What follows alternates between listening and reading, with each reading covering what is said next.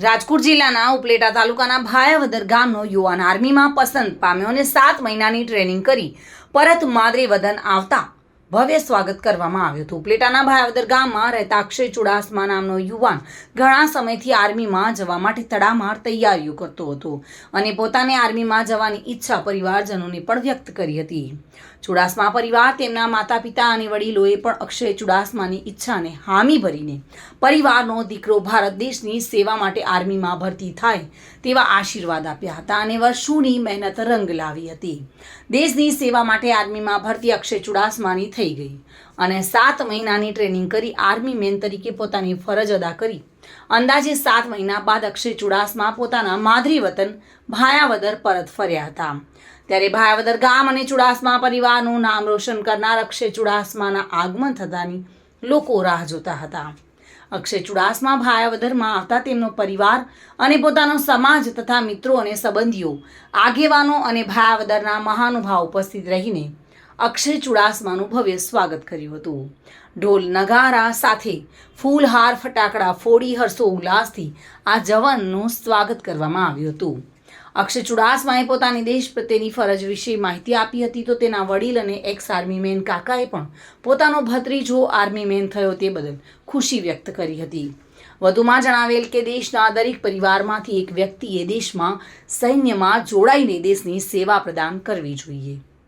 બસ અનુભૂતિ બહુ જ સારી રહી, કારણ કે રાજપૂત સમાજના અને બધા ભાવદર ગામના વડીલો, ભાઈઓ તથા બહેનોને ખૂબ આનંદ અને મારા વતી ખૂબ પ્રેરણા થયા અને ખૂબ આનંદ કરાવ્યો તે માટે લાખ લાખ ધન્યવાદ અને આભાર માનું છું।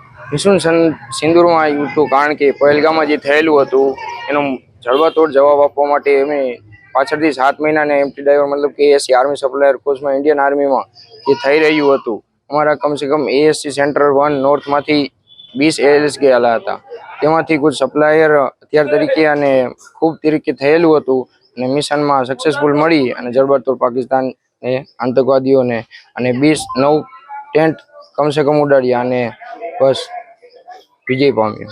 મારા એવા ભત્રીજા જે આર્મી સપ્લાય કોર જેમાં ટ્રેનિંગ પૂર્ણ કરીને આવ્યા છે એનું ભાયાવદરમાં ખૂબ સ્વાગત સારી રીતના કરવામાં આવ્યું છે અને એ એએસસીમાં નોકરી કરે છે અને ઓપરેશન સિંદૂરમાં આ લોકોનો બહુ અહેમ ભાગ રહ્યો છે, જેમાં કે સપ્લાયનો મતલબ છે કે ડ્રાઈવર ને મેન લડાઈ ટાણે ડ્રાઈવરનો મેન અહેમ હોય ને આ લોકોને પણ જવાબદારી આપેલી હતી।